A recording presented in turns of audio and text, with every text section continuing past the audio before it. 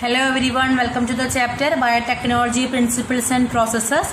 So here we are continuing the chapter Biotechnology. Okay. So here we are discussing the separation and isolation of DNA fragments. In last slide we discussed the importance of restrictions enzymes and DNA ligands.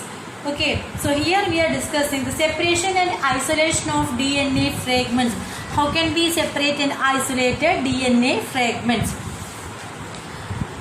The fragments of DNA obtained by the action of restriction endonuclease can be separated by the technique of gel electrophoresis.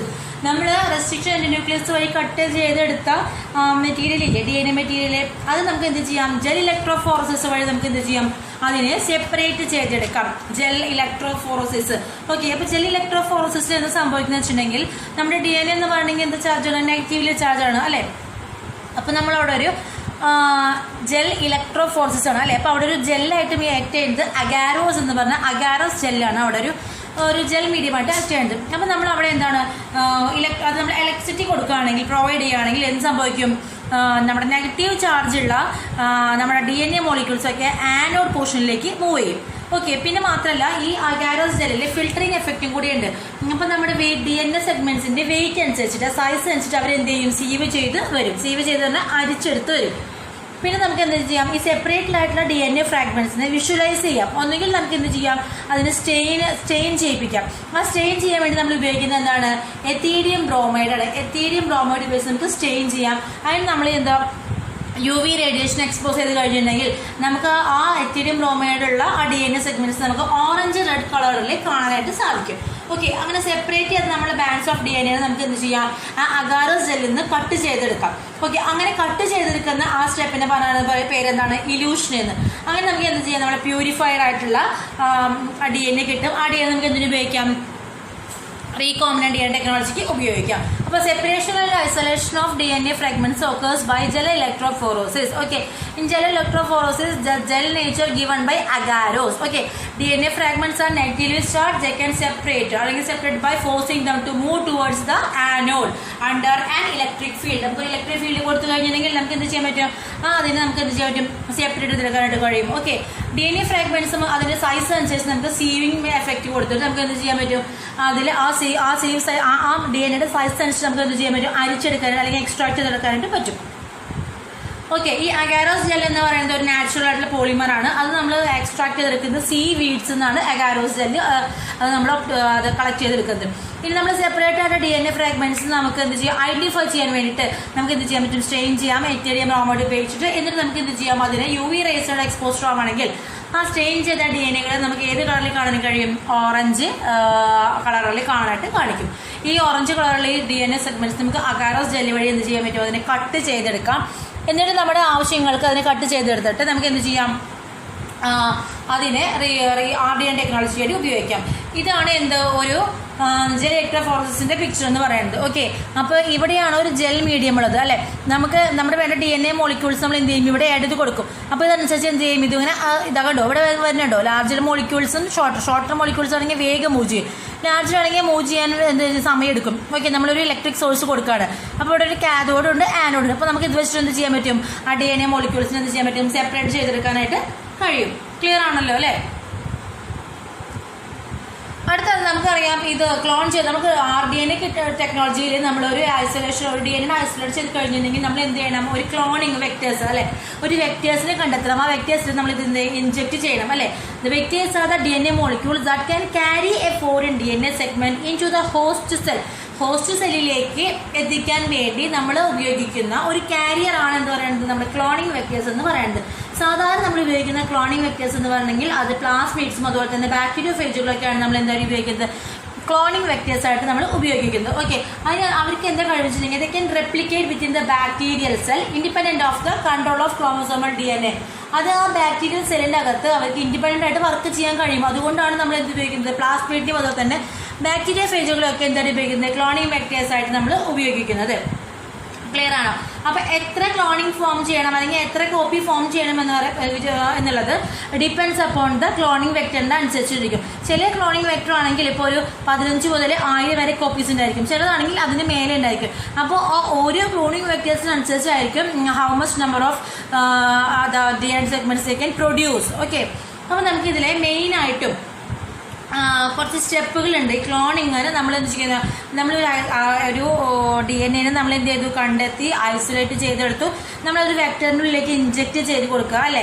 ഇനി ആ വെക്ടറിൻ്റെ ഉള്ളിൽ inject ചെയ്ത് കൊടുക്കുമ്പോൾ അതിന് കുറേ കാര്യങ്ങളുണ്ട്. Okay, അപ്പോൾ നമ്മുടെ ഈ വെക്ടേഴ്സ്, ഈ ബയോടെക്നോളജിയിൽ ഉപയോഗിക്കുന്ന വെക്ടേഴ്സ് എന്ന് പറയുന്നത് ജനറ്റിക്കലി എഞ്ചിനീയർഡ് ആയിട്ടുള്ള കുറേ വെക്ടേഴ്സാണ്. കാരണം എന്തുണ്ടെങ്കിൽ ഫോറിൻ DNA അതുപോലെ തന്നെ വളരെ ഈസി ആയിട്ട് ലിങ്ക് ചെയ്യാൻ കഴിയുന്ന വെക്ടേഴ്സ് ആയിരിക്കും.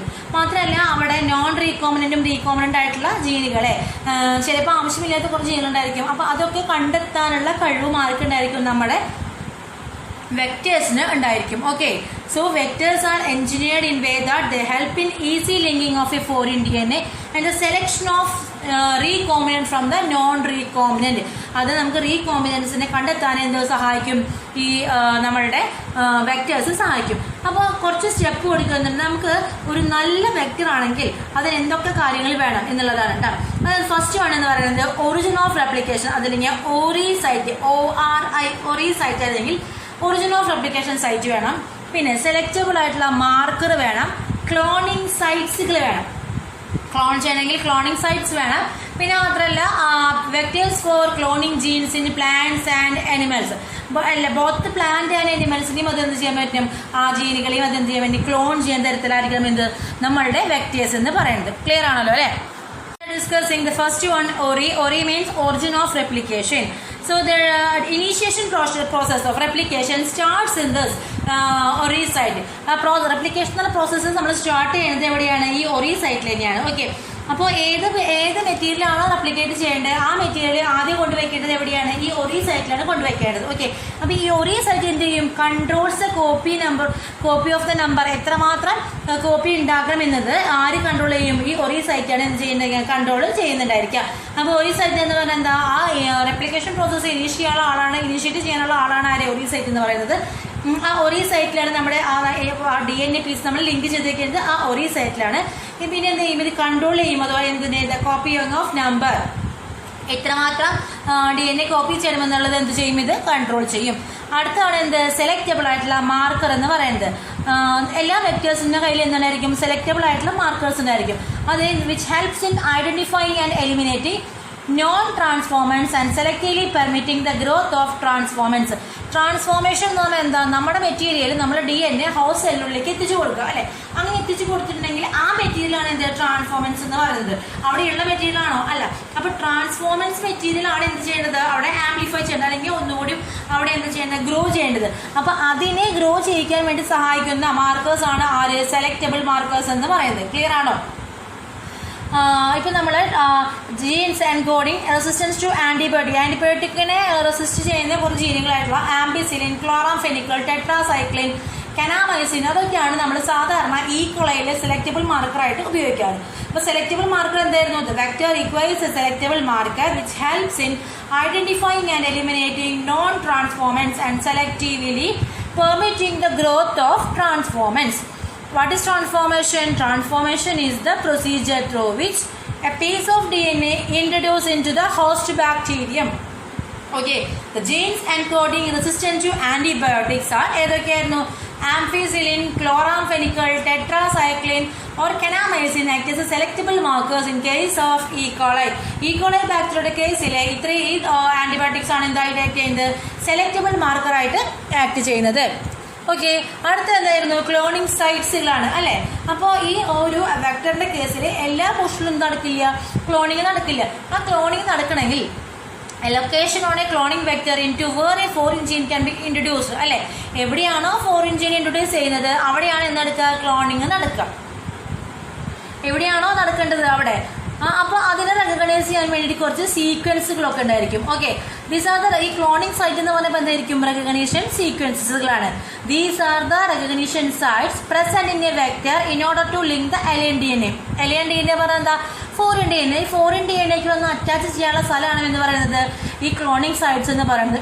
It is specific four restriction enzyme.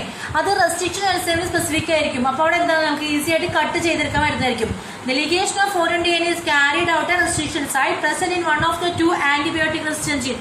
അപ്പോൾ രണ്ട് ആന്റിബയോട്ടിക് റെസിസ്റ്റന്റ് ജീനിന്റെ ഇടയിലായിരിക്കും എന്ത് ഇങ്ങനെ ഒരു റെസ്ട്രിക്ഷൻ എൻസൈമിന് കട്ട് ചെയ്യാനുള്ള പ്ലേസ് അവിടെ ഉണ്ടായിരിക്കാം. ഓക്കെ, അപ്പോൾ നമുക്ക് ക്ലോണിംഗ് സൈറ്റ് എന്താണെന്ന് നമ്മൾ പറഞ്ഞേ, location on cloning vector into where a foreign gene can be introduce. അങ്ങനെ എവിടെയാണോ ഒരു ഫോറിൻ ജീൻ ഇരിക്കേണ്ടത് ആ ഏരിയ ആണ് എന്ത് പറയുന്നത് ക്ലോണിംഗ് സൈറ്റ് എന്ന് പറയുന്നത്.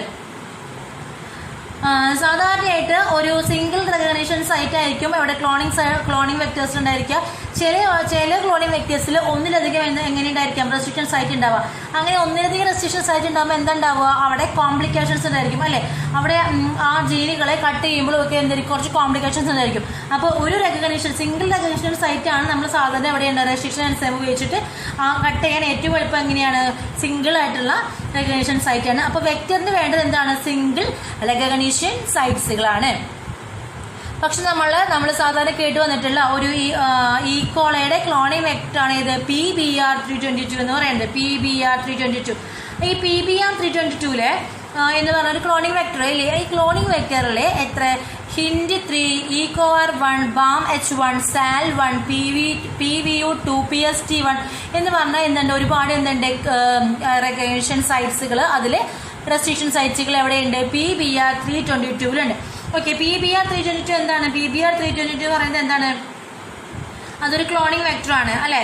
അപ്പോൾ ഈക്കോളയുടെ ക്ലോണിംഗ് വെക്ടറാണ് PBR322 എന്ന് പറയുന്നത്. ആ PBR322 ഒന്നിലധികം എന്തുണ്ട് ഇങ്ങനെയുള്ള റെക്കഗ്നിഷൻ സൈറ്റ്സ് അല്ലെങ്കിൽ റെസ്ട്രിക്ഷൻ സൈറ്റ്സുകൾ പ്രസന്റ് ആണ്. ഡയഗ്രാം ഓഫ് PBR322 നമ്മൾ പറഞ്ഞ സൈറ്റ്സുകളൊക്കെ കണ്ടു അല്ലേ. അപ്പോൾ ഈ PBR322 എന്താ സംഭവിക്കുന്നത് വെച്ചിട്ടുണ്ടെങ്കിൽ അവർക്ക് അവിടെ എന്ത് സംഭവിക്കുക ഒരുപാട് റെക്കഗ്നിഷൻ സൈറ്റ്സുകൾ ഉണ്ട് അല്ലേ. അപ്പോൾ നമ്മൾ ഒരു ഫോറിൻ DNA കൊണ്ടുവയ്ക്കുന്നത് ഈ ആംബിസിലിൻ റീജിയൻ ആയിട്ടുള്ള PST1 വിചാരിക്കുക. ഇവിടെ നമ്മൾ എന്താണ് PVU1 എന്നൊക്കെ പറയുന്നത് ആംബിസിൻ റെസിസ്റ്റന്റ് ആണ് അല്ലേ. ഇവിടെ TT ആണ് കൊടുത്തേക്കുന്നത് ടെട്രാസൈക്കിൾ റെസിസ്റ്റന്റ് ആണ്. അപ്പോൾ ഇവിടെ നമ്മൾ കൊണ്ടുവയ്ക്കുകയാണെങ്കിൽ എന്താ സംഭവിക്കുക, ഇവിടെ കൊണ്ടുവയ്ക്കുകയാണെങ്കിൽ ഫോറിൻ DNA കൊണ്ടുവച്ച് വയ്ക്കുക. അപ്പോൾ ഈ ഫോറിൻ DNA എന്ത് ചെയ്യും ആംബിസിലിൻ റെസിസ്റ്റന്റ് ആയും. അപ്പോൾ ആ മീഡിയത്തിൽ വളരില്ല. അപ്പോൾ നമുക്ക് ഈ റീകോമിനന്റ് ആണോ തിരിച്ചറിയാൻ എങ്ങനെയാണ് നമ്മൾ ഈ ഓർഗാൻസത്തിനെ നമ്മൾ ഇപ്പോൾ ടെട്രാസൈക്കിളുടെ മീഡിയത്തിൽ കൊണ്ടുവച്ച് വയ്ക്കുക. ഓക്കെ, അപ്പോൾ അവിടെ ടെട്രാസൈക്കിളുടെ മീഡിയത്തിൽ നമ്മൾ ഈ മെറ്റീരിയലിനെ ഗ്രോ ചെയ്യാൻ കൊടുത്തിട്ടുണ്ടെങ്കിൽ ഇവിടെ എന്ത് ചെയ്യും ഈ ഫോറിൻ DNA അവിടെ ഗ്രോ ചെയ്യാൻ തുടങ്ങും. പക്ഷെ നമ്മൾ ആംബിസിലർ മീഡിയത്തിൽ കൊണ്ടുവച്ചെങ്കിൽ എന്ത് ചെയ്യില്ല, അവരവിടെ ഗ്രോ ചെയ്യില്ല. അപ്പോൾ നമുക്ക് അതിൽ നിന്നും റീകോമിനന്റ് ഏതാണെന്നും നോൺ റീകോമിനന്റ് ഏതാണെന്നും മനസ്സിലാക്കാനായിട്ട് കഴിയും. ഓക്കെ, നമ്മൾ ഫോറിൻ DNA ഇവിടെ കൊണ്ടുവയ്ക്കുകയാണെങ്കിൽ ആംബിസിലർ റീജിയനിൽ കൊണ്ടുവയ്ക്കുകയാണെങ്കിൽ അവരെന്ത് ചെയ്യും ആംബിസിലിൻ്റെ റെസിസ്റ്റൻസ് ചെയ്യുന്നല്ലേ. അപ്പോൾ എന്ത് ചെയ്യുന്നില്ല അവിടെ അവരെന്ത് ചെയ്യുന്നില്ല ഗ്രോ ചെയ്യുന്നില്ല. ഓക്കെ, ഇനി എന്താ ചെയ്യണമെങ്കിൽ നമ്മൾ ഈ റീകോമിനന്റിനെ എടുത്തിട്ട് ടെട്രാസൈക്ലിൻ ഗ്രോയിങ് കണ്ടെയ്നിങ് മീഡിയത്തിലാണ് വളർത്തുന്നതെങ്കിൽ അവിടെ എന്ത് സംഭവിക്കും അവരവിടെ എന്ത് ചെയ്യാൻ തുടങ്ങും ഗ്രോ ചെയ്യാനായിട്ട് തുടങ്ങും. അപ്പോൾ ആംബിസിലിനിൽ അവിടെ എന്ത് ചെയ്യില്ല അവർ വർക്ക് ചെയ്യില്ല. ഓക്കെ, അപ്പോൾ ഇതാണ് PBR322 സ്ട്രക്ചർ എന്ന് പറയുന്നത്. നീറ്റ് പോയിന്റ് ഓഫ് വ്യൂവിൽ ഒരുപാട് ചോദിക്കാറുണ്ട്. കാരണം എന്ന് വെച്ചിട്ടുണ്ടെങ്കിൽ ഇവിടെ നമുക്ക് കൊടുത്തു ഇവിടെ കണ്ടോ PST1, PVU1, ECOR1, CLA1 ഒക്കെ ഇവിടെയൊക്കെ ABCD എന്നൊക്കെ പറഞ്ഞിട്ട് കൊടുക്കും. ഓക്കെ, എന്നിട്ട് എന്ത് ചെയ്യും തന്ന ഇതിൽ നിന്ന് നമ്മളുടെ ആ ചോയ്സിൽ നിന്ന് നമ്മൾ കറക്റ്റ് ഓർഡറിൽ എഴുതണം. അപ്പോൾ നമുക്ക് ആംബിസിലിനിൽ വരുന്നത് PSTയും PVU1 ആണെന്നും ടെട്രാസൈക്കിളിൽ വരുന്നത് BAM-H1ഉം SAL1 ആണെന്നും അറിഞ്ഞിരിക്കണം. അതല്ലെങ്കിൽ എന്തുണ്ടാവുക നമുക്ക് കൃത്യമായിട്ട് ആ ABC മാർക്ക് ചെയ്തിട്ടുണ്ടെങ്കിൽ അത് എന്താ പറയാൻ പറ്റില്ല ചെയ്യാനായിട്ട് കഴിയില്ല. ഓക്കെ, ഇനി ഫോർത്ത് വൺ എന്ന് പറയുന്നത് vectors for cloning genes in plants and animals. ഇപ്പോൾ അനിമൽസിനും പ്ലാന്റ്സിനും എന്ത് ചെയ്യാൻ പറ്റും ഗ്രോ ചെയ്യണമെങ്കിൽ നമ്മൾ എന്ത് വേണം വെക്ടേഴ്സ് ആവശ്യമുണ്ട് പറഞ്ഞു അല്ലേ. അപ്പോൾ അങ്ങനെയാണെങ്കിൽ അതിനെ പറ്റിയാണ് നമ്മൾ ഈ പോർഷനിൽ പറയുന്നത്. എന്താണ് vectors for cloning genes in plants and animals എന്ന് പറയുന്നത്. ഇനി ഒരു എക്സാമ്പിൾ ആണ് അഗ്രോബാക്ടീരിയം ട്യൂമിഫേഷൻസ് എന്ന് പറയുന്നത്. അത് റോഡ് ഷേപ്പ് ആയിട്ടുള്ള അഗ്രോബാക്ടീരിയം ട്യൂമിഫേഷൻ എന്ന് പറയുന്നത് ഒരു റോഡ് ഷേപ്പ് ആയിട്ടുള്ള ഗ്രാം നെഗറ്റീവ് ആയിട്ടുള്ള ബാക്ടീരിയ ആണ്. സോയിലിൽ കാണുന്ന ഗ്രാം നെഗറ്റീവ് ആയിട്ടുള്ള ബാക്ടീരിയ ആണ്. ഓക്കെ, ഇതൊരു പാത്തോജൻ ആണ് കേട്ടോ. കുറേ ഡൈക്കോട്ട് പ്ലാന്റ്സ് ഒരു പാത്തോജൻ ആണ്. കാരണം ഇതിലൊരു TDNA ഉണ്ട്. ആ TDNA എന്താ വെച്ചിട്ടുണ്ടെങ്കിൽ ട്യൂമർ ഇൻഡ്യൂസിങ്, ഞാൻ താഴെ കൊടുത്തിട്ടുണ്ട് അവിടെ ട്യൂമർ ഇൻഡ്യൂസിങ് എന്ന് കൊടുത്തിട്ടുണ്ട് അല്ലേ. അതെന്താ ചെയ്യുക അവിടെ ആ പ്ലാന്റുകളിൽ ട്യൂമർ ഇൻഡ്യൂസിങ് ട്യൂമർ സാധാരണ സെൽസിനെ എന്താക്കി മാറ്റും ട്യൂമർ സെൽസാക്കി മാറ്റാൻ കഴിവുള്ളതാണ് ആര് ഈ TDNA എന്ന് പറയുന്നത്. ഓക്കെ, അപ്പോൾ നമ്മൾ എന്ത് ചെയ്യുക the tumor inducing plasmid of agrobacterium has now been modified into a cloning vector which has no more pathogenic to plants but still able to use the mechanism to deliver the genes of our interest into variety of plants. അപ്പോൾ നമുക്ക് ഇതിൽ tumour ഇൻജെക്റ്റിംഗ് ജീനിലാണ് നമ്മൾ change വരുത്തുന്നതെങ്കിൽ ഈ പ്ലാന്റിന് എന്ത് ചെയ്യാൻ പറ്റില്ല, നമ്മൾ വെക്ടറായിട്ട് ഉപയോഗിക്കുകയാണെങ്കിൽ ആ പ്ലാന്റിന് ആ ബാക്ടീരിയത്തിന് എന്ത് ചെയ്യാൻ പറ്റില്ല, ആ പ്ലാന്റുകളിൽ എന്ത് ചെയ്യാൻ ട്യൂമർ വരുത്താനായിട്ട് കഴിയില്ല. ഓക്കെ, അപ്പോൾ അഗ്രബാക്ടീരിയൻ ട്യൂബിഫിക്കേഷൻസിൻ്റെ ഒരു നാച്ചുറൽ ജനറ്റിക് എഞ്ചിനീയറായിട്ട് ആക്ട് ചെയ്യുന്നതാണ് ആര്, അഗ്രബാക്ടീരിയൻ ട്യൂബിഫിക്കേഷൻസിനെ പറഞ്ഞവരെ നാച്ചുറൽ ജനറ്റിക് എഞ്ചിനീയർ ആണ്. അപ്പോൾ ഇതെന്താ ചെയ്യുന്നത് വെച്ചിട്ടുണ്ടെങ്കിൽ അവിടെ എന്ത് ചെയ്യുന്നു, അവനൊരു TI ജീനുണ്ട്, അതായത് ട്യൂമർ ഇൻഡ്യൂസിങ് ആയിട്ടുള്ള ജീനുണ്ട്. അപ്പം നമ്മൾ എന്താ ചെയ്യേണ്ടത്, ആ ട്യൂമർ ഇൻഡ്യൂസിങ് ജീനിലാണ് മോഡിഫിക്കേഷൻ വരുത്തുന്നതെങ്കിൽ അവർക്ക് ഒരിക്കലും എന്ത് ചെയ്യാൻ പറ്റില്ല, ആ പ്ലാന്റിൽ പോയിട്ട് ട്യൂമർ വരുത്താനായിട്ട് പറ്റില്ല. ഓക്കെ, അപ്പോൾ ഇതൊരു തന്നെ ഒരു ഫീച്ചറാണ്. പിന്നെ മാത്രമല്ല നമ്മളുടെ അനിമൽ സെൽസിൻ്റെ കേസിൽ റിട്രോ വൈറസ് ഉണ്ട് അല്ലേ, അതായത് റിവേഴ്സ് ട്രാൻസ്ക്രിപ്ഷന് കഴിയുന്ന റിവേഴ്സ് ട്രാൻസ്ക്രിപ്ഷൻ, DNA നിന്ന് RNA കൊണ്ടാണ് എന്താ ട്രാൻസ്ക്രിപ്ഷൻ എന്ന് പറയുന്നത് അല്ലേ. അതായത് RNA നിന്ന് DNA ഫോം ചെയ്യുകയാണെങ്കിൽ അതെന്തായി, റിവേഴ്സ് ട്രാൻസ്ക്രിപ്ഷനായി. അങ്ങനെ റിവേഴ്സ് ട്രാൻസ്ക്രിപ്ഷൻ പോസിബിൾ ആയിട്ടുള്ള ഒരു മെറ്റീരിയലാണ് എന്ത്, റിട്രോ വൈറസ് എന്ന് പറയുന്നത്. ഓക്കെ, ഈ റിട്രോ വൈറസ് നമുക്ക് എന്താണ്, നമുക്ക് ഡിസൈറബിൾ ആയിട്ടുള്ള ജീനാക്കി മാറ്റി കഴിഞ്ഞിട്ടുണ്ടെങ്കിൽ അനിമൽ സെല്ലിൽ എന്ത് ചെയ്യാൻ പറ്റും, ഉപയോഗിക്കാനായിട്ട് പറ്റും. അപ്പോൾ പ്ലാന്റിന്റെ കേസ് നമ്മൾ പറയുന്നത് അഗ്രോബാക്ടീരിയമാണ്, നമ്മൾ പിന്നെ അനിമലിന്റെ കേസിൽ പറയുന്നത് റിട്രോ വൈറസ് ആണ്. അനിമലിന്റെ കേസ് നമ്മൾ എന്താ പറഞ്ഞത്, റിട്രോ വൈറസ്. അപ്പോൾ നമ്മൾ അതിൽ മോഡിഫിക്കേഷൻസ് വരുത്തി കഴിഞ്ഞിട്ടുണ്ടെങ്കിൽ നമുക്ക് ഈസി ആയിട്ട് എന്ത് ഉപയോഗിക്കാൻ പറ്റും, അഗ്രോബാക്ടീരിയത്തിനെ പ്ലാന്റിൽ ഉപയോഗിക്കാൻ പറ്റും. അതുപോലെ തന്നെ റിട്രോ വൈറസിനെ എവിടെ ഉപയോഗിക്കാൻ പറ്റും, ആനിമൽസിലും നമുക്ക് ഈസി ആയിട്ട് ഉപയോഗിക്കാനായിട്ട് കഴിയും. നമ്മൾ നേരത്തെ പറഞ്ഞു PBR322 എന്ന് പറഞ്ഞു ഇല്ലേ. ആ PBR322 എന്ന പ്ലാസ്മേഡ് ആദ്യമായിട്ട് ക്രിയേറ്റ് ചെയ്തത് 1977 ക്രിയേറ്റ് ചെയ്തത് ബോളിവർ റോഡ്രിഗസ് എന്ന് പറഞ്ഞ ഒരു സയന്റിസ്റ്റാണ്. ബോളിവറും റോഡ്രിഗസും രണ്ട് പേരാണ് കേട്ടോ. അത് ഹെർബർട്ട് ബോയറിന്റെ ഒരു ലാബിൽ വെച്ചിട്ടാണ് ഈ ബോളിവർ റോഡ്രിഗസ് എന്ത് ചെയ്ത് പ്ലാസ്മിഡ് വെക്ടറായ PBR322 എക്സ്ട്രാക്ട് ചെയ്തെടുത്തത്. ഓക്കെ, അപ്പോൾ ഈ PBR322 എന്ന് വെച്ചിട്ടുണ്ടെങ്കിൽ എന്താണ്, അവിടെ റെപ്ലിക്കേഷൻ സൈറ്റിന്റെ ഒറിജിൻ സൈറ്റിന്റെ പിന്നെ അതുപോലെ തന്നെ ജീൻ ക്ലോണിങ്ങിനും അതെന്താണ് പോസിബിൾ ആണ്. ഓക്കെ, പിന്നെ എന്തായിരുന്നു, അതിൽ ഒരുപാട് എന്താ പറയുക റെഗുലേഷൻ സൈറ്റ്സുകളുണ്ടായിരുന്നു അല്ലേ. ഓക്കെ, അപ്പോൾ നമുക്ക് എന്ത് ചെയ്യാം, നമ്മൾ നല്ലൊരു ഈക്വലായിട്ട് നല്ലൊരു വെക്ടറാണ് എന്താണ്, ക്ലോണിങ് വെക്ടറാണ് എന്ത്, ഈ PBR322. PBR322 is the good vector of ഏതായിരുന്നു, ഈക്കോളൈ. ക്ലിയർ? അപ്പോൾ എന്താ വെച്ചിട്ടുണ്ടെങ്കിൽ അടുത്ത ടോപ്പിക് എന്താ, കോമ്പിറ്റൻ്റ് ആയിട്ടുള്ള ഹോസ്റ്റ്. നമ്മൾ എന്ത് ചെയ്യണം, ഇത് ഹോസ്റ്റിന്റെ ബോഡിയിലേക്ക് ഇഞ്ചെക്ട് ചെയ്യണം അല്ലേ. അപ്പോൾ ഹോസ്റ്റിൽ എന്ത് ചെയ്യാൻ കഴിയണം, ഈ നമ്മൾ കൊടുത്ത നമ്മുടെ DNA സീക്വൻസിനൊക്കെ എന്ത് ചെയ്യാൻ വിത്ത്സ്റ്റാൻഡ് ചെയ്യാൻ കഴിയണം. അപ്പോൾ എങ്ങനെയാണ് നമ്മുടെ ഹോസ്റ്റിന്റെ ബോഡിയിലേക്ക് ഇത് ഇഞ്ചെക്ട് ചെയ്യണമെങ്കിൽ അല്ലെങ്കിൽ ആ ടെക്നിക്കാണ് നമ്മൾ പറയുന്നത് അല്ലേ. DNA എന്ന് പറയുന്നത് ഒരു ഹൈഡ്രോഫിലിക് നേച്ചറാണ്. അതിനെ ഒരു ലിപ്പിഡ് സെല്ലിന്റെ, നമ്മുടെ സെൽ മെമ്പറൈൻ, സെല്ല് എന്ന് പറയുന്നത് ലിപ്പിഡ് ബൈലെയർ മെമ്പറാണ് അല്ലേ. നമ്മൾ ഫ്ലൂയിഡ് മോസൈക്ക് മോട്ട് പഠിച്ചിട്ടുണ്ടായിരിക്കും എന്ത്, സെല്ല് എന്ന് പറയുന്നത് ഒരു ലിപ്പിഡ് ബൈലെയർ മെമ്പറാണ്. അപ്പോൾ ആ ലിപ്പിഡ് ബൈലെയറിൽ കൂടെ കടന്നു പോകാൻ ആർക്ക് കഴിയില്ല, DNA മോളിക്യൂളിന് കഴിയില്ല. അപ്പോൾ നമ്മൾ ഫസ്റ്റ് ചെയ്യേണ്ടത് എന്താ, DNA കോമ്പിറ്റൻ്റ് ആക്കി മാറ്റണം. അതായത് ആ ബാക്ടീരിയൽ സെൽസിലൂടെ കടന്നു പോകാൻ ആർക്ക് കഴിയണം, നമ്മുടെ DNA മോളിക്യൂൾസിന് കഴിയണം. അങ്ങനെ DNA മോളിക്യൂളിന് കഴിയണമെങ്കിൽ അവിടെ കുറേ സ്റ്റെപ്സുകളുണ്ട്. അതെങ്ങനെ വെച്ചിട്ടുണ്ടെങ്കിൽ ആ DNA നമ്മൾ എന്ത് ചെയ്യണം, specific concentration of divalent cations ആയിട്ടുള്ള കാൽഷ്യം വെച്ച് നമ്മൾ എന്ത് ചെയ്യണം, ട്രീറ്റ് ചെയ്യണം. അങ്ങനെ കാൽഷ്യം വെച്ച് ട്രീറ്റ് ചെയ്യുമ്പോൾ എന്ത് ചെയ്യുന്നു, ഇത് ബാക്ടീരിയയുടെ സെൽ വോളിൽ കുറച്ച് ഹോൾസ് ഉണ്ടാക്കും. അപ്പോൾ ആ ഹോളിൽ കൂടെ നമുക്ക് എന്ത് ചെയ്യാൻ പറ്റും, ഈ DNAക്ക് ഈസി ആയിട്ട് എന്ത് ചെയ്യാൻ പറ്റും, മൂവ് ചെയ്യാനായിട്ട് പറ്റും.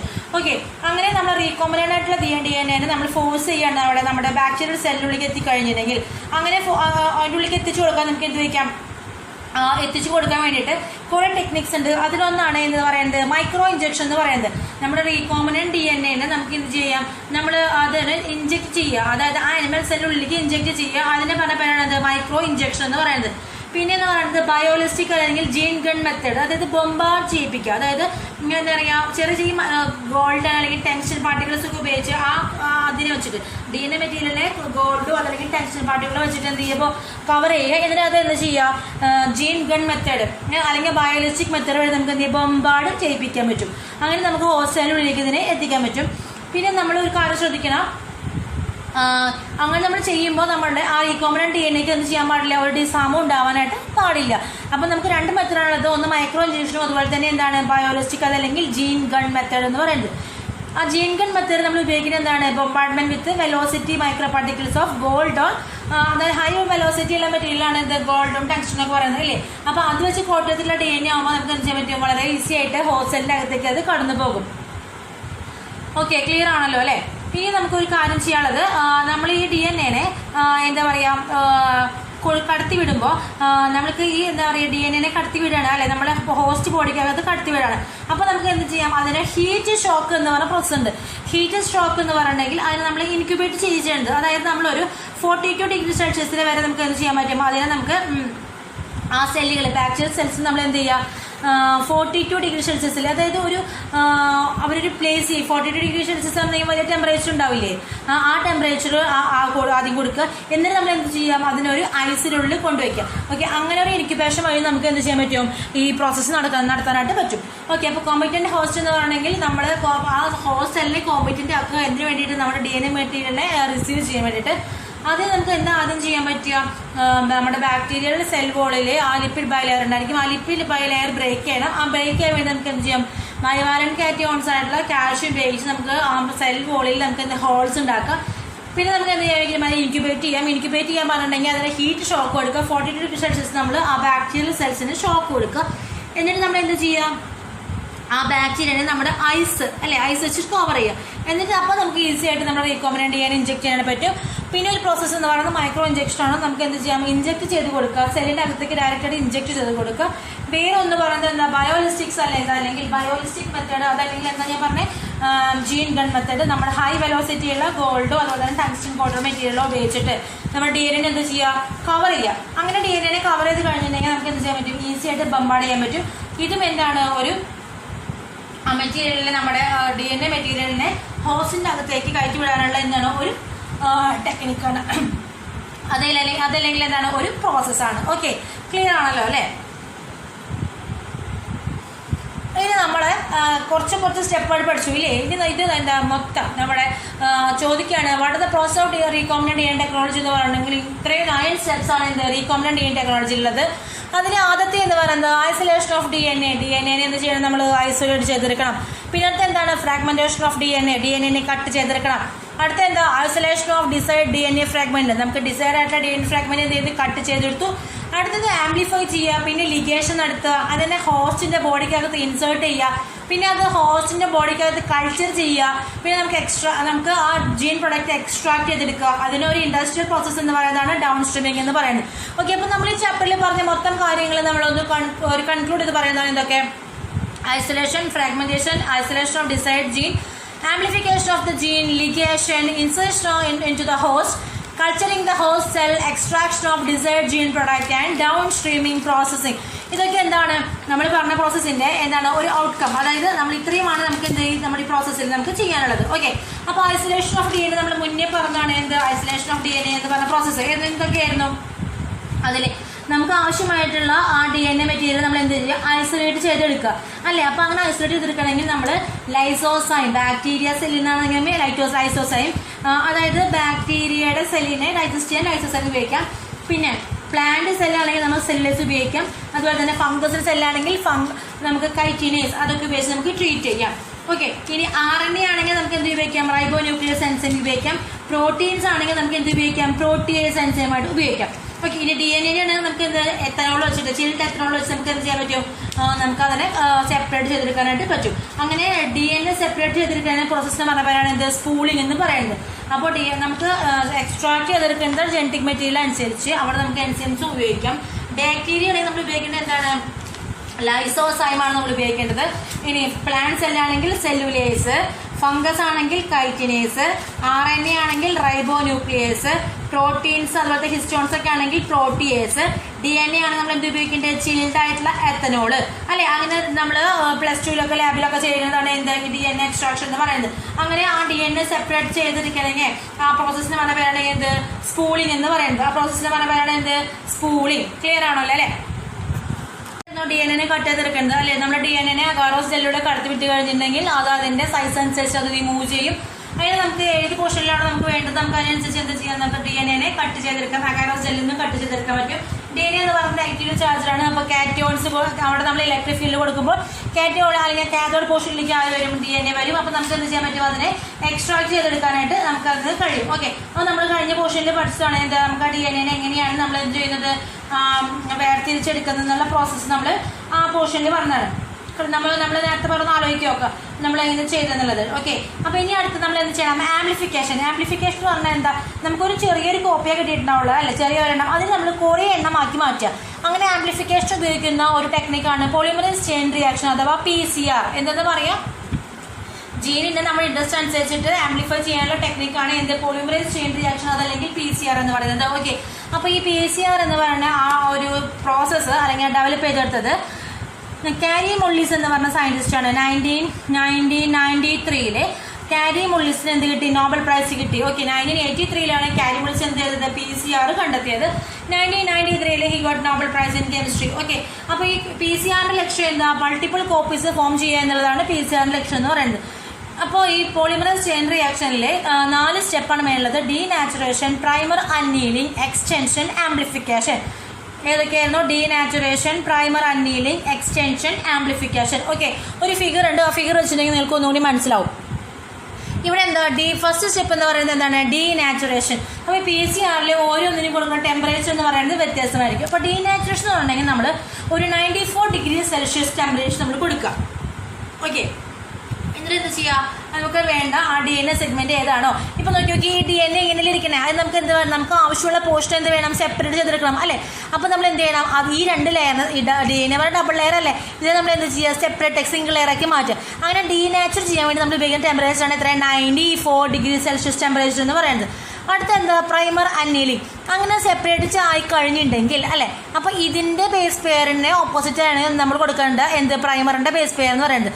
അങ്ങനെ പ്രൈമർ കൊടുക്കുക. 5'3' ഉണ്ടെങ്കിൽ നമ്മൾ എന്ത് കൊടുക്കുക? പ്രൈമർ കൊടുക്കുക.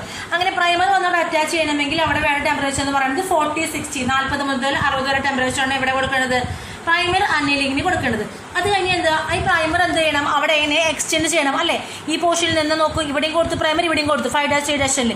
ഇനി എന്ത് ചെയ്യണം? ഇതിങ്ങനെ മൂവ് ചെയ്യണം അല്ലേ. അപ്പോൾ പ്രൈമർ എക്സ്റ്റൻഷന് വേണ്ടി കൊടുക്കുന്ന ടെമ്പറേച്ചർ എന്ന് പറയുന്നത് 70. അപ്പോൾ നമ്മുടെ ഈ പ്രൈമർ എക്സ്റ്റൻഷന് വേണ്ടി ഹെൽപ്പ് ചെയ്യുന്ന എൻസൈമാണ് ഏത്? DNA പോളിമറേസ് എന്ന് പറയുന്നത്. DNA പോളിമറേസ് അല്ലെങ്കിൽ ടാക് പോളിമറസ്. തെർമസ് അക്വാട്ടിക്കസ് എന്ന് പറഞ്ഞ ബാക്ടീരിയയിൽ നിന്നാണ് ഈ ടാക് പോളിമറേസ് ഐസൊലേറ്റ് ചെയ്തെടുത്തത്. തെർമസ് അക്വാട്ടിക്കസ് എന്ന് പറഞ്ഞ ഒരു ബാക്ടീരിയയിൽ നിന്ന്. അടുത്ത പ്രോസസ്സ് എന്താ? ആംപ്ലിഫിക്കേഷൻ ആണ് അല്ലേ. അപ്പോൾ ഈ ആംപ്ലിഫിക്കേഷൻ എന്ന് പറഞ്ഞാൽ എന്താ? നമുക്ക് നമ്മൾ കോപ്പി ഉണ്ടാക്കി, ഇനി അത് എന്ത് ചെയ്യേണ്ടത്? അതിന്റെ ബില്യൺസ് ഓഫ് കോപ്പീസ് വേണമെങ്കിൽ നമുക്ക് എന്ത് ചെയ്യാൻ പറ്റും? ഈ ടാക് എൻസൈം വഴിച്ച് നമുക്ക് എന്ത് ചെയ്യാൻ പറ്റും? അതിനെ നമുക്ക് പ്രൊഡ്യൂസ് ചെയ്യാനായിട്ട് പറ്റും. Tak enzyme. What is amplification? It is a process of replication. It is repeated many times. The segment of DNA can be amplified into approximately billion times with the help of a thermostable DNA polymerase tag enzyme. അതായത് temperature വെച്ചാണ് കഴിയുന്ന എൻസൈമാണ് എന്താ? Tak enzymes എന്ന് പറയുന്നത്. Okay, അപ്പോൾ amplification process എന്ന് പറഞ്ഞിട്ടുണ്ടെങ്കിൽ നമ്മൾ എന്താ പറഞ്ഞേ? Amplification process എന്ന് പറഞ്ഞെങ്കിൽ with the help of PCR was carried by Carey Mullis in 1983 and he got Nobel Prize in 1993. Okay, അപ്പോൾ PCR മെയിൻ ആയിട്ട് എത്ര സ്റ്റെപ്സ് ഉണ്ട്? Denaturation, primer annealing, extension, amplification. Figure നോക്കി നോക്കുക. ഫസ്റ്റ് സ്റ്റെപ്പ് എന്താ? Denaturation. DNA എന്ന് പറയുന്നത് double stand ആണോ, അത് നമ്മൾ കട്ട് ചെയ്ത് സിംഗിൾ സ്റ്റാൻഡാക്കി മാറ്റാണ്, അതല്ലേ ചെയ്യുന്നത്. അപ്പോൾ നമ്മൾ എന്ത് വേണം? 94 ഡിഗ്രി സെൽഷ്യസ് നമ്മൾ ടെമ്പറേച്ചർ കൊടുത്തു. അടുത്തെന്താ? പ്രൈമർ അന്നീലിംഗ് ടെമ്പറേച്ചർ എന്ന് പറയുന്നത് 40-60, 40 to 60 ആണ്. അത് കഴിഞ്ഞിട്ടുണ്ടെങ്കിൽ എന്ത് വേണം? എക്സ്റ്റൻഷൻ ചെയ്യണം. എക്സ്റ്റൻഷൻ ചെയ്യണമെങ്കിൽ DNA പോളിമറേസ് എന്ന് പറഞ്ഞ എൻസൈം, അതായത് ടാക് പോളിമറേസ് എന്ന് പറഞ്ഞ എൻസൈം ആണ്. അവിടെ ഉപയോഗിക്കുന്ന ടെമ്പറേച്ചർ എന്ന് പറയുന്നത് 70 ആണ്. അടുത്ത സ്റ്റെപ്പ് എന്ന് പറയുന്നത് ആംപ്ലിഫിക്കേഷൻ ആണ്. അതിനെ നമ്മൾ ഒരുപാട് ഉണ്ടാക്കിയെടുക്കുക. അങ്ങനെ ആംപ്ലിഫിക്കേഷൻ എടുക്കുന്ന എൻസൈം എന്ന് പറയുന്നത് ടാക് എൻസൈം ആണ്. ഇരുവനിൽ നിന്നാണ് തെർമസ് അക്വാട്ടിക്കസ് തന്നെയാണ് ഈ ടാക് എൻസൈം എന്ന് പറയുന്നത്. ഓക്കെ, അപ്പോൾ ടെമ്പറേച്ചറിനെ വിസ്റ്റാൻഡ് ചെയ്യാൻ കഴിയുന്ന എൻസൈം ആണ്, അല്ലെങ്കിൽ തെർമോസ്റ്റേബിൾ ആയിട്ടുള്ള DNA പോളിമറേസ് ആണ് എന്ത്? ഈ ടാക് എൻസൈം എന്ന് പറയുന്നത്. അപ്പോൾ നമ്മുടെ അതിനനുസരിച്ചുള്ള എന്ത് കിട്ടും? നമുക്ക് ആ ആംപ്ലിഫിക്കേഷൻ എത്ര എണ്ണാണോ നമുക്ക് വേണ്ടത് അത് നമുക്ക് എന്ത് ചെയ്യാൻ പറ്റും? ആംപ്ലിഫൈ ചെയ്തെടുക്കാനായിട്ട് കഴിയും. ഓക്കെ, അടുത്ത നോക്കിയൊക്കെ നമ്മൾ ഈ പറഞ്ഞ പ്രോസസ്സ് മുഴുവൻ കൊടുത്തിരിക്കുകയാണ്. ഇപ്പം നമുക്ക് എന്ത് ചെയ്യണം? ഈ നോക്കിയോ, ഈ DNA നമ്മളൊരു ബാക്ടീരിയ പ്ലാസ്മിഡ് എടുത്തു അല്ലേ. നമുക്ക് എന്ത് ചെയ്തു? ഇതിൽ നമുക്ക് ഏത് ജീനാണോ വെക്കേണ്ടത് അതാണ് നമ്മുടെ ജീൻ. ആ ജീൻ എടുക്കാൻ വേണ്ടി നമ്മൾ ഒരു പോർഷൻ കട്ട് ചെയ്തു. എന്നിട്ട് നമുക്ക് ഡിസൈഡ് ആയിട്ടുള്ള ജീൻ നമ്മൾ എന്ത് ചെയ്തു? ഇവിടെ വെച്ചു ലിഗേഷൻ നടത്തി അല്ലേ. ആ ലിഗേഷൻ നടത്തിയ ഈ മെറ്റീരിയലിനെ ഇവിടെ നോക്കി ബ്ലൂ കളർ കൊടുത്തേക്കുന്നത് എന്താ? ആംബിസിൽ റെസിസ്റ്റൻ്റ് ആയിട്ടുള്ള ജീനാണ്. ഇത് നമ്മൾ എന്ത് ചെയ്തു? ഇങ്ങനെ ആംബിസിൽ റെസിസ്റ്റൻ്റ് ജീനുണ്ട്, നമ്മൾ കൾച്ചർ ചെയ്ത അല്ലെങ്കിൽ ഐസൊലേറ്റഡ് ജീനുണ്ട്. ഇപ്പം ഇതെന്തായി? ഒരു RDNA അല്ലെങ്കിൽ റീകോമിനൻ്റ് DNA ആയി. ഇനി നമുക്കത് ഈക്കോളയിൽ നമ്മൾ എന്ത് കൊടുത്തു? ഇത് നമ്മൾ ഈക്കോളയിൽ അകത്ത് കൊടുത്തു. അങ്ങനെ ഈക്കോളയിൽ നമ്മൾ എന്ത് ചെയ്തു? അങ്ങനെ വളർത്തിയെടുത്തു അല്ലേ. ആംബിസിൻ റെസിസ്റ്റൻസ് ആ ഒരു മീഡിയത്തിൽ വെച്ച് നമ്മൾ എന്ത് ചെയ്തു, അതിനെ വളർത്തിയെടുത്തു. അങ്ങനെ വളർത്തിയെടുത്തത് നമുക്ക് എന്ത് ചെയ്തു, ഒരുപാട് കോപ്പീസ് കിട്ടി. അതിൽ നിന്നും നമുക്ക് വേണ്ട പ്രൊഡക്റ്റ് എന്താണ് അതിൽ നമ്മൾ എന്ത് ചെയ്യുക, എക്സ്ട്രാക്ട് ചെയ്ത് എടുക്കുക. ഓക്കെ, അങ്ങനെ എക്സ്ട്രാക്ട് ചെയ്ത് എടുക്കുക എന്ന് പറഞ്ഞാൽ അതെന്താണ്, നമുക്ക് ഇപ്പം നമുക്ക് തിരിച്ചറിയാൻ കഴിയണം ഏത് സെലക്ടബിൾ മാർക്കർ ഉപയോഗിച്ച് നമ്മൾ നേരത്തെ പറഞ്ഞു, നമ്മൾ സെലക്ടബിൾ മാർക്കർ ഉപയോഗിച്ചിട്ട് നമുക്ക് എന്ത് ചെയ്യാൻ പറ്റും, അതിനെ ഐസൊലേറ്റ് ചെയ്യാനായിട്ട് പറ്റും. നമുക്ക് ഒന്നുകിൽ ഏത് ആന്റിബയോട്ടിക് റെസിസ്റ്റന്റ് ആണോ നമുക്ക് അതിൽ വളർത്തിയെടുക്കാം. സാധാരണ ഉപയോഗിക്കുന്ന ആംബിസിലിൻ, ടെട്രാസൈക്ലിൻ, നമ്മൾ നേരത്തെ ഒക്കെ പറഞ്ഞിരുന്നു നമ്മൾ PCR 320 PBR 322 കേസിൽ അല്ലേ, ആംബിസിലിൻ ഉപയോഗിക്കാം, ടെട്രാസൈക്ലിൻ ഉപയോഗിക്കാം എന്നൊക്കെ. അപ്പോൾ നമുക്ക് അതിൽ വെച്ച് എന്ത് ചെയ്യാൻ പറ്റും, നമുക്കതിനെ എന്ത് ചെയ്യാം, പ്രോസസ്സ് ചെയ്തെടുക്കാം, അങ്ങനെ സെപ്പറേറ്റ് ചെയ്തെടുക്കാം. അങ്ങനെ സെപ്പറേറ്റ് ചെയ്തെടുത്ത മെറ്റീരിയലിനെ ആ റീകോംബിനന്റ് പ്രോട്ടീനെ നമ്മൾ എന്ത് ചെയ്യണം, നെക്സ്റ്റ് യൂസ് വേണ്ടി ഫർദർ യൂസ് വേണ്ടി ഉപയോഗിക്കണം അല്ലേ. അപ്പോൾ ആദ്യം insertion of recombinant DNA in the host cell or organism, അതാണ് നമ്മുടെ മൈക്രോ ഇഞ്ചക്ഷൻ വഴി ബോംബാർഡ്മെന്റ് വഴി നമ്മൾ നടത്തി. അതിനുശേഷം നമ്മൾ ഫോറിൻ പ്രൊഡക്റ്റ്, ജീൻ പ്രൊഡക്റ്റ് നമ്മൾ എന്ത് ചെയ്തു, ആ ഫോറിൻ ജീൻ പ്രൊഡക്റ്റ് നമ്മൾ എന്ത് ചെയ്യുക, അതിന് നമ്മൾ പ്രോസസ്സ് ചെയ്തെടുക്കുകയാണ് അല്ലേ. അങ്ങനെ ഒരു വലിയൊരു ഇൻഡസ്ട്രിയൽ ലെവലൊക്കെ ആണെങ്കിൽ നമ്മൾ ഇതിനെ പ്രോസസ്സ് ചെയ്തെടുക്കാൻ വേണ്ടി ഉപയോഗിക്കുന്ന ഒരു ലാർജ് ക്വാണ്ടിറ്റീസിൽ നമ്മൾ പ്രോസസ്സ് ചെയ്തെടുക്കാൻ ഉപയോഗിക്കുന്ന ഒരു മെറ്റീരിയലാണ് അല്ലെങ്കിൽ മെത്തേഡാണ് എന്ത്, ബയോ റിയാക്ടേഴ്സ് എന്ന് പറയുന്നത്. To produce in large quantities, the bioreactors are required. ഒരുപാട് എണ്ണം ഉണ്ടാവണമെങ്കിൽ അവിടെ എന്ത് വേണം, ബയോറിയാക്ടേഴ്സ് ആവശ്യമാണ്. അങ്ങനെ ബയോറിയാക്ടർ എന്ന് പറഞ്ഞെങ്കിൽ അവിടെ ആ ഒരു ഓർഗാനിസം അല്ലെങ്കിൽ DNA വളരാൻ ആവശ്യമുള്ള ഗ്രോത്ത് ആയിട്ടുള്ള temperature, pH, substrate, salt, vitamins, oxygens, അങ്ങനെ എന്തൊക്കെ മെറ്റീരിയൽ വേണോ അതെല്ലാം എവിടെ ഉണ്ടായിരിക്കും, ആ ബയോറിയാക്ടറിൻ്റെ അകത്ത് ഉണ്ടായിരിക്കും. ഓക്കെ, അതിനുശേഷം നമുക്ക് എത്രയാണോ വേണ്ടത് ആ ബയോ റിയാക്ടറിന്റെ വെസൽ ചിലപ്പോൾ ഒരു 100 to 1000 ലിറ്റേഴ്സ് വരെ എന്താ മെറ്റീരിയലിൽ ഉൾക്കൊള്ളാൻ കഴിയുന്ന ഒരു ബയോ റിയാക്ടർ ആയിരിക്കും. അങ്ങനെ ആ ബയോ റിയാക്ടറിൽ നിന്ന് നമുക്ക് ആവശ്യമുള്ള പ്രൊഡക്റ്റ് എന്താണോ നമുക്ക് എന്ത് ചെയ്യാൻ പറ്റും, ആ പ്രൊഡക്റ്റിനെ നമുക്ക് എന്ത് ചെയ്യാൻ പറ്റും, വേർതിരിച്ചെടുക്കാനായിട്ട് പറ്റും. അങ്ങനെ നമ്മുടെ ആവശ്യങ്ങൾക്ക് വേണ്ടിയിട്ട് ഇനി നമുക്ക് ഇതിൽ എന്ത് വേണം, ഈ ബയോ റിയാക്ടറിന്റെ അടുത്ത് എന്ത് വേണം, എപ്പോഴും എന്താ പറയുക, ബയോ റിയാക്ടറിലാണ് ലിവിങ് ആയിരിക്കും ഓർഗാനിസം എന്ന് പറയുന്നത്. അപ്പോൾ എന്താ, നമ്മൾ സ്റ്റേർഡ് ടാങ്ക് റിയാക്ടർ ആണ് കോമൺ ആയിട്ട്, സ്റ്റേർഡ് ടാങ്ക് റിയാക്ടർ ആണ് നമ്മൾ കോമൺ ആയിട്ട് ഉപയോഗിക്കുന്ന ബയോ റിയാക്ടർ എന്ന് പറയുന്നത്. അപ്പോൾ ഇതിൻ്റെ അകത്ത് വെച്ചിട്ടുണ്ടെങ്കിൽ നമുക്ക് കണ്ടിന്യൂസ് ആയിട്ട് അതിന് വേണ്ട മെറ്റീരിയൽസും അതുപോലെ തന്നെ ഓക്സിജനൊക്കെ എപ്പോഴും കൊടുക്കാൻ പറ്റും. അങ്ങനെ കൊടുത്തു കഴിഞ്ഞിട്ടുണ്ടെങ്കിൽ അവിടെ pH കൺട്രോൾ ചെയ്യാം, നമുക്ക് എന്ത് ചെയ്യാൻ പറ്റും, ടെമ്പറേച്ചർ കൺട്രോൾ ചെയ്യാം. അങ്ങനെ നമുക്ക് ആവശ്യമുള്ള മെറ്റീരിയൽസ് ഒക്കെ നമുക്ക് എന്ത് ചെയ്യാൻ പറ്റും, കൾട്ടിവേറ്റ് ചെയ്തെടുക്കാനായിട്ട് കഴിയും. എന്നിട്ട് നമ്മൾ എന്ത് ചെയ്യുക, ഒരു ഇൻഡസ്ട്രിയലി പർപ്പസിന് വേണ്ടിയിട്ട് നമ്മൾ അതിനെ സെപ്പറേറ്റ് ചെയ്ത് അല്ലെങ്കിൽ പ്യൂരിഫൈ ചെയ്തെടുക്കുക. ആ പ്രോസസ്സാണ് എന്ന് പറയുന്നത് ഡൗൺ സ്ട്രീമിംഗ് പ്രോസസ്സ് എന്ന് പറയുന്നത്. ഇൻഡസ്ട്രിയൽ പർപ്പസിന് വേണ്ടിയിട്ട് നമ്മൾ അതിനെ സെപ്പറേറ്റ് ചെയ്തെടുക്കുക. ഓക്കെ, അതാണ് ഡൗൺ സ്ട്രീമിംഗ് എന്ന് പറയുന്നത്. Here is A picture of bio reactor. ഞാനിവിടെ ബയോ റിയാക്ടറിന്റെ പിക്ചറാണ് കൊടുത്തിരിക്കുന്നത്. അപ്പോൾ നോക്കി നോക്കുക, feeding pump, medium, agitation system, അതായത് എയർ കൊടുക്കാനുള്ളത്. പിന്നെ നമുക്ക് അത് നമുക്ക് എന്ത് ചെയ്യണം, എപ്പോഴും സ്റ്റീർ തന്നെ ഇളക്കിക്കൊണ്ടിരിക്കണം അല്ലേ. അപ്പോൾ അതിനുള്ള ഒരു ടാങ്കാണ്, ഇതാണ് ബയോ റിയാക്ടർ എന്ന് പറയുന്നത്. അപ്പോൾ നമ്മുടെ പ്രോസസ്സ് അല്ലേ, ഡീകോമനന്റ് DNA ടെക്നോളജി എന്ന് പറഞ്ഞെങ്കിൽ അതിൽ കുറേ 9 പ്രോസസ്സ് എന്ന് പറഞ്ഞു. ഏതൊക്കെയായിരുന്നു, isolation of DNA, fragmentation, isolation of decide gene, amplification, മറക്കരുത് PCR, അതിൻ്റെ ഓരോ ടെമ്പറേച്ചർ ഇമ്പോർട്ടൻ്റ് ആണ്, ലിഗേഷൻ, പിന്നെ insertion of recombinant DNA, culturing of the host cell, extraction of the desired gene product, downstreaming. These are the different steps. Okay, so I think all you can understand this process. Here I am winding up this chapter. Thank you.